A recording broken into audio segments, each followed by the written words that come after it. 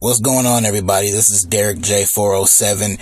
I had no plans of reviewing this show, but I couldn't stay away. Looking at what was happening, I couldn't stay away. I just could not stay away. This show was unbelievable. The show, of course, that I'm talking about is WWE Crown Jewel live in Saudi Arabia, or as many of us know it, the Blood Money from Saudi Arabia show. Yeah, of course, the whole controversy about, whether it was the right move for WWE to come over to Saudi Arabia and have this show after the recent controversy that took place with the journalist who was basically chopped up and murdered in Saudi Arabia. A lot of the big names like John Cena and Daniel Bryan pulled out of the show.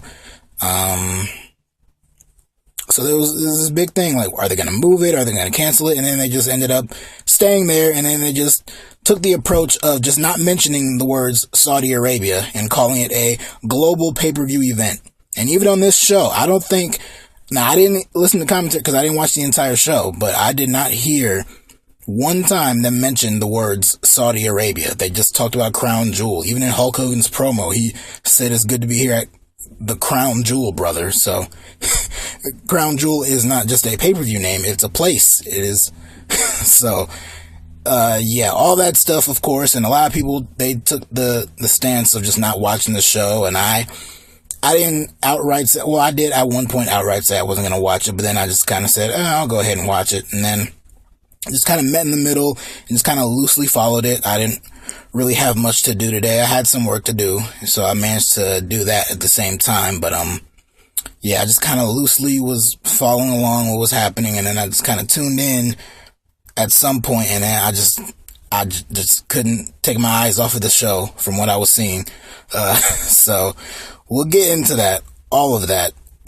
But let's start off with the kickoff. This I did see pretty much in its entirety, although I watched it on my phone because I was busy doing something else. But, it was Nakamura defending the United States Championship against Rusev. So, hey, good for Nakamura to get, two, spots on television, twice in 1 week. So that was cool. He and Rusev had a pretty good match, but the finish came when, Rusev applied the accolade. It was cinched in pretty good, and I thought it was going to be over. But Nakamura managed to get to the bottom rope, and the referee, was telling Rusev to break it. And then Rusev tried to pull Nakamura back, but Nakamura slid under Rusev's legs, and in doing so, he kind of, whether it was inadvertent or not, he headbutted, basically, Rusev's balls. So another low blow from Nakamura. He hits the Kinshasa and gets the win. So Shinsuke Nakamura is still your United States champion. Then we get on to the main show, Pyro, of course. That's probably the best thing about these shows is, hey, no matter what the controversy is, they have Pyro. And Hulk Hogan came out, real American, blasting this stadium in Saudi Arabia. But the fans cheered. They were happy to see Hogan back. Of course, many of you weren't. I was nonplussed. I didn't bother hearing the promo, but Hogan was the host of the show. So, as a black man, again, I was deeply offended by what he said on that videotape. But I don't really care if he's back or not. If he's back, whatever. If he never comes back, I don't care. Either way.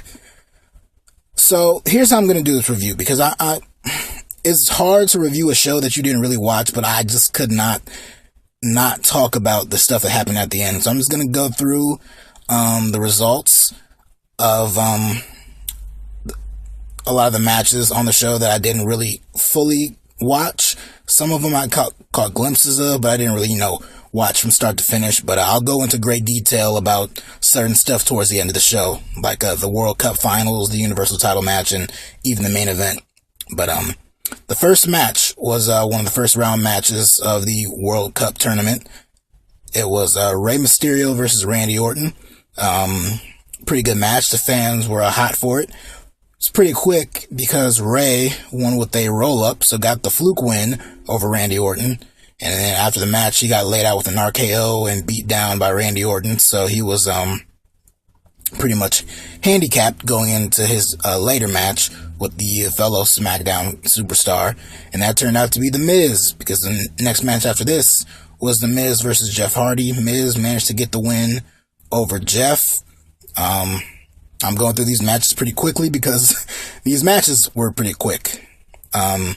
So yeah, then that meant that the two SmackDown guys to face off were going to be Rey Mysterio and Jeff Hardy later on. Then we move on to the Raw matches. First up was Seth Rollins versus Bobby Lashley with Leo Rush in his corner. From what I could tell, Leo wasn't really mic'd up, so he wasn't really saying a lot, but he was just in Lashley's corner. So that was pretty much that. Lashley dominated a lot of the match, but Seth managed to pull out the win. I think he got the win with the curb stomp. But yeah, Seth got the win. And then the final match of the first round here was Kurt Angle and Dolph Ziggler. Good to see Kurt Angle in a singles match in WWE. His first singles match in WWE since 2006, so that's a pretty big deal, and it's against someone like Dolph. So that was pretty good. And Angle looked pretty good out there. He and Dolph meshed very well together, like I'm sure a lot of people would think they would. I feel like they probably could have went on even longer than they did, but I enjoyed it for what it was. Drew McIntyre came out at some point. I kind of tuned away and then came back, and then Drew was out there. So he was out there, but the finish saw Angle get thrown into the steel post, and then Ziggler came back with a zigzag on Kurt Angle and got the win. So Dolph beats Kurt Angle. Did not see that coming. I think up to this point, this was the one outcome that I could not predict. And from there, the rest of the tournament, I don't think anyone could have predicted that. So, yeah, but it was a good. Dolph gets to go over Kurt. I mean, Dolph is pretty much a lost cause, even though this year has been a rejuvenation or a revamp of Dolph pretty much. So, he's, the pairing with him and Drew McIntyre has done a lot of good for him. So, hey, it is what it is. Then to break up the tournament, we had the SmackDown tag team titles on the line. The New Day challenging the Bar, of course, with the Big Show in their corner. The New Day came out with a magic carpet, pretty much, to carry them out to the ring. So that was a very unique entrance. The match was okay. Again, didn't really pay that much attention. I'm trying to go through this so we can get to the good stuff. The Big Show, of course, what else is he there to do? He helps them win, so the Bar retain the tag team titles. And then we get to the semifinal matches. First up was The Miz and Rey Mysterio. They had a match a few weeks ago on SmackDown that was pretty good. This one was kind of about the same, a TV match. Miz managed to pull off the win, like I'm pretty sure a lot of people expected. And then Seth Rollins and Dolph Ziggler, after pretty much seeing this match over and over again, week in, week out, for all summer, and even in the fall, with the Shield and Dogs of War feud, you would think, a tournament like this would allow them to break that up and to give us a match like Seth Rollins versus Kurt Angle, or even Bobby Lashley versus Kurt Angle. Any of that stuff could have been cool. Although, could you imagine, with the outcome that we got at the end of this tournament, could you imagine if either Kurt Angle or Bobby Lashley were the ones in that position and not Dolph? Or even Seth. Like, unbelievable. But we got Seth and Dolph yet again, a little lazy. But believe me, this is the least worrisome thing that happened on this show. They had a pretty good match, but Dolph shockingly got the win with the super kick. So Dolph advanced to the finals, and we have, at this point, The Miz versus Dolph Ziggler set up for the finals of the World Cup tournament. I don't think anyone predicted it would come down to these two. I think maybe one of them. I especially figured Miz would be the one to reach the finals of this tournament and potentially even win, which that's debatable, but again, we'll get to that. So yeah, that was that. Up next, the WWE Championship match, AJ Styles versus Samoa Joe. A renewal of this rivalry that lasted a better part of the late summer, early fall on SmackDown. The stuff with Wendy and all that kind of stuff. So, none of that was a factor into this match. It was just a straight up match because Samoa Joe was a pretty much last minute replacement for Daniel Bryan. Originally, this match was supposed to be Daniel Bryan and AJ Styles, but Bryan pulled out of the show. Apparently, according to a Meltzer on his Observer, he noted that Bryan was upset with the Saudis' treatment of homosexuals, and he was upset that Sami Zayn basically wasn't allowed to come over to Saudi Arabia earlier this year at the Greatest Royal Rumble. So all of those factors are pretty much the reasons that Bryan wasn't in this match. So they did the match on SmackDown. Bryan lost clean, and then Samoa Joe came out and attacked both men. So I'm pretty sure that also sets up a Samoa Joe Daniel Bryan feud, which could be pretty interesting if that's the direction they go in. But so we get AJ and Joe here. A pretty good match. It was around the halfway point or more towards the end of this match is when I officially put my focus into this show. And I liked what I saw.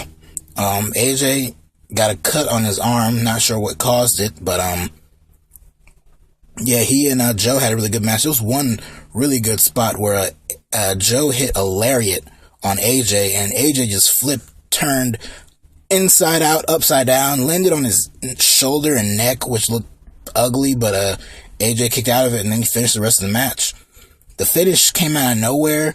The fans weren't really into it. I mean, they were into AJ. They chanted AJ's name a good chunk of the match, but the finish just randomly came out of nowhere. AJ hits the phenomenal forearm and gets the win, gets the 1, 2, 3. There was no crowd heat for it. There was no anticipation for it. It just kind of came out of nowhere. So, sucks that Joe lost yet again. He failed for, the fourth straight show in a row at winning the championship, much like Nakamura did earlier this year. So, AJ, he's days away from having a year-long reign as WWE champion. I believe he's already the 10th longest reigning champion of all time. So, good for him. I'm sure he'll be boosted up to 9th. And, so that was that. As it begins to rain outside, in case you can hear that. But that's not going to stop me from talking about this next match. The match to determine the brand new Universal Champion. Of course, we all know what happened with Roman Reigns having to give up the championship due to his leukemia returning. So we had what was originally a triple threat match turned into a singles match between Brock Lesnar and Braun Strowman. This match, oh my gosh, you guys, this is what I was talking about earlier. So Baron Corbin, the interim Raw general manager, pretty much, he's out there, and they're doing the presentation of the championship and all that kind of stuff. And Braun has his back turned to Baron, and Baron has the championship belt. So Baron, behind Braun's back, hits him in the back of the head and neck with the championship. I guess retaliation for what happened on Raw this past week when Braun beat up Baron Corbin. So that was basically his retaliation. And then the match starts, and then Brock is beating the shit out of Braun Strowman. He hits him with 3 F5s. Braun kicked out of each of them. And then Brock lifted Braun up for another F5. But this time he F5'd him clean over the top rope, dumping Braun, that is, outside of the ring. The referee is counting. Of course, there's no champion involved, so the title can change hands. Braun eventually makes it back into the ring where he and Brock start to fight again. It looks like Braun's about to make a comeback. Brock charges at him in the corner and he kind of boots him away. But then Braun gets caught with yet another F5 and Brock gets the win. The 1, 2, 3. And Brock Lesnar is once again the Universal Champion. This is not a drill. I am not making this up. They actually put the belt back on Brock Lesnar. After 500 plus days of fans begging this company to take the title off of Brock Lesnar, when everyone thought it was going to happen at WrestleMania, and Brock beat Roman out of nowhere clean. They thought it was going to happen at the Greatest Royal Rumble, the earlier Saudi Arabia show this year. They did that shit with the cage finish, and Brock was still the champion. Then he went on in hiding, went into fucking witness protection or whatever he did, and was gone for months, came back at SummerSlam, and then finally lost to Roman. Even if you weren't a fan of Roman Reigns, you were happy to see Brock lose the belt. And then Roman, unfortunately, gets sick again, has to give up the title. We have a situation here where it's the perfect setup to position Braun Strowman as your new top babyface, your new top guy on Raw in the company, and to put that belt on him, and they don't do it. They put it back on Brock, which is bad by itself, but the way the match went when he just beat the fuck out of Braun Strowman, I know, Baron Corbin hit him in the back with the championship belt. So now Braun has beef with Baron Corbin and Drew McIntyre. That's something that hasn't been resolved yet. So Braun has two guys to feud with. Okay, but couldn't he have feuded with either one of them? More importantly, Drew, but either one of them with the championship? You had to put it back on Brock. What reason is there to put it back on Brock? There is absolutely no benefit from Brock Lesnar being the Universal Champion. Now, I'm going to try to remain positive and think this is a new reign as champion. Maybe he'll show up on TV more. Maybe this won't even last that long. Maybe he could lose it quickly. I thought for a second Survivor Series, but then they shot that down when they showed a graphic later of another champion versus champion match with Brock Lesnar and AJ Styles. A year ago, that was the match we got, and now we're getting it a year later, part 2. Hey, last year, that was one of my favorite matches of the entire year. It was either my second or third favorite match of the entire year. That was a great match, and I'm looking forward to a rematch. They kind of teased a rematch last year after the match was over on social media with Paul Heyman and AJ Styles. They kind of teased a potential rematch down the line. Now we're going to get it, and I look forward to it, hoping that AJ can beat Brock. Not even joking. But there is no benefit. Outside of that, there is no positive to putting the belt back on Brock Lesnar. That's stupid. So, that's that. But speaking of stupid, holy shit. You build up this World Cup tournament for how many weeks now? Making it seem important, and then you do what you did here next. We gear up for the finals of the WWE World Cup tournament between Dolph Ziggler and The Miz. Raw general manager Baron Corbin, of course, is out there, and SmackDown commissioner Shane McMahon comes out. So they're both out at ringside. McIntyre, who's in Dolph's corner, he gets kicked out by the referee, and while Dolph is pleading his case with the ref to let McIntyre stay, he has his back turned to Miz, and Miz comes over and attacks him from behind. Starts to rain down blows on him, tosses him out of the ring, and then he goes after him. But in doing so, he jumps off of the ring apron and kind of lands on his feet, but lands in an awkward way where he kind of tweaked his knee. Now, I thought for a second, boy, Miz is clumsy as hell, if that was real. But then it became pretty obvious pretty soon it was not real, and it was a part of the story. So, Miz tries to keep fighting, but his leg is fucked. So the referee is about to tell the ring announcer to call it. Raw wins, Dolph wins, and all that kind of stuff. But Shane is trying to prevent the referee from doing that. He's saying, it can't end like this. So he tells the ref, who was a SmackDown referee, by the way, he tells the ref, I'll go in for him. So he proceeds to because he's in street clothes here, he proceeds to take off his jacket, his shirt, and now he's wearing a tank top and jeans looking like Dean Ambrose. He gets in the ring, he replaces The Miz. This is all made perfectly legal. Baron Corbin is losing his shit, rightfully so.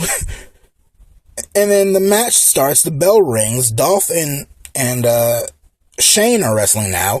Baron tries to get involved, and then he gets tossed out. So Baron Corbin, the Raw general manager, is kicked out of this situation by the SmackDown referee officiating a match which is being held under false pretenses by the SmackDown commissioner.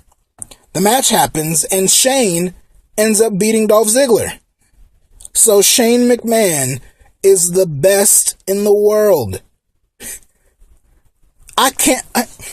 I'm sitting here telling you what I wrote down in my notes, And I can't even believe what the hell just happened. This show is unbelievable at this point. A show that is already just dripping in controversy for even taking place to begin with. You start off the show with Hulk Hogan returning. You have a bunch of quick matches, which isn't that big of an issue, but, you know, when you rack it all up, it is. Then you have Brock Lesnar regain the belt, so that belt's going to be unseen for another 8 years.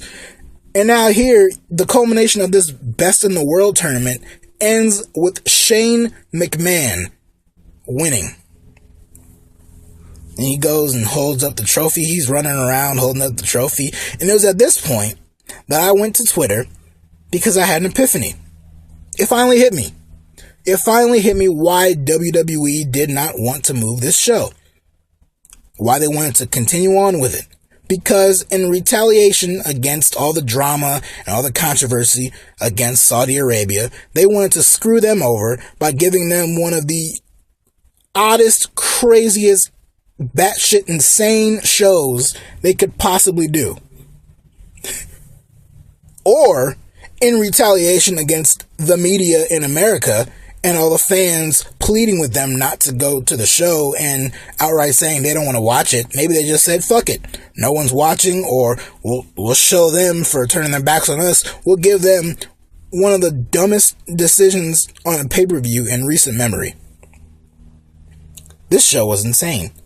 Up to this point, I couldn't even get into the main event, which was the Brothers of Destruction against D-Generation X. Kane and Undertaker against Triple H and Shawn Michaels. Shawn Michaels, the man who retired 8 years ago at WrestleMania 26 against The Undertaker, came out of retirement here. Although he's come out of retirement, technically, before already. That end of an era match with The Undertaker and Triple H at WrestleMania 28, when Shawn was the referee, he basically wrestled. Even a month ago at Super Showdown, he was wrestling in that match. But, hey, the fans loved it. Despite how weird Shawn Michaels in his chaps and bald head looked, the fans loved it. They loved the nostalgia of it. They were cheering this entire way through. They were going crazy for these guys. Towards the middle of the match, Kane ended up chokeslamming Triple H through the announce table. An announce table that already had the monitors and stuff still up. Triple H went right smack dab through it, and it looked brutal. But that left Shawn by himself, who up to that point, he looked good. He looked good for what he was doing. He looked like, you know, he could still wrestle a pretty good match. So he was looking good out there, but he was getting beat down by the Brothers of Destruction. Eventually, he found an opening. He hit a moonsault from the top rope onto the outside, onto both Undertaker and Kane, which was insane to see 50-something-year-old Shawn Michaels do. Triple H got back into things. He hit a pedigree on the Undertaker. And then Kane tried to get back in, tried to break it up. And then Triple H ended up tossing Kane out. And then he got locked in the Hell's Gate. So now he's locked in the Hell's Gate. Shawn gets back in. Kane gets back in. Shawn ends up hitting Sweet Chin Music on Kane. And Kane lands backwards onto the Undertaker to basically break up the submission hold. And we get to the finish, which was Shawn Michaels giving another Sweet Chin Music to The Undertaker and Kane. Taker's down. Triple H hits Kane with a very, very weak pedigree. Kane's like the main one I always think of who takes the pedigree so badly because he puts his, he keeps his knees up, which is understandable. Don't want to go face first into the mat, but, it weakens the move a lot. But, yeah, so he takes the pedigree and it looks terrible, but that was the finish. Triple H and Shawn win. They're, emotional. Shawn had a bloody nose. Not sure when that happened, but it was whatever. Pyro went off, and then that was the end of the show. So at least the fans got to end it on a happy nostalgia trip. There were You Still Got It chants in this match directed at Shawn. There were Fight Forever chants, which was bizarre to hear. And the fans were, they were praising all the guys in this match. And you know what? I'll praise them too. Good job for going out there and getting a huge payday on this show and getting a main event spot on this show. Congratulations. They're all some of my favorites, especially Undertaker and Shawn Michaels, two of my top favorites of all time. I love them to death. Triple H and Kane, they're cool too. But, yeah, this was not a match I was all that interested in seeing. It's not a match I wanted, and it was a match that came after the shit that we just saw, which was just priceless. So that was the Dirty Blood Money from Saudi Arabia show, otherwise known as Crown Jewel for you simple folks. Like I said, I had no intention of reviewing this show, but I just could not resist. I couldn't resist. This show was so insane. Like, after Brock regaining the belt, and then the Shane McMahon winning the Best in the World trophy, it was insane. Now, maybe it's all, setting up Survivor Series is in a few weeks, so maybe it's setting up the whole Raw versus SmackDown thing. Maybe they'll run with that story that SmackDown screwed over Raw. I don't know. I guess we'll see. But yeah, this was a bizarre ass show, man. I couldn't believe what I was watching. And again, I'm sorry I didn't go more in depth, but I'm sure many of you don't even care. You cared about those main matches right there. This was a crazy show. And I'm kind of sort of in a twisted way happy I watched it because it was just so crazy. But yeah, man, I cannot believe what they did on this show. So as far as WWE is concerned, the next time I'll be talking about them will be TakeOver War Games, which is a unbelievable card, a War Games match. Johnny Gargano and Aleister Black, Tommaso Ciampa and Velveteen Dream. And then Survivor Series the very next night, we'll have AJ Styles versus Brock Lesnar, Ronda Rousey versus Becky Lynch, Shinsuke Nakamura versus Seth Rollins. Can we just get to that so we can wash the stench of this show away?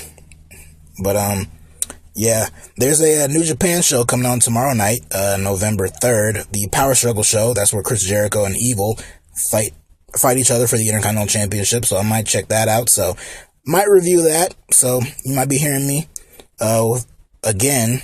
But, yeah, until Survivor Series and TakeOver Weekend, this show, man.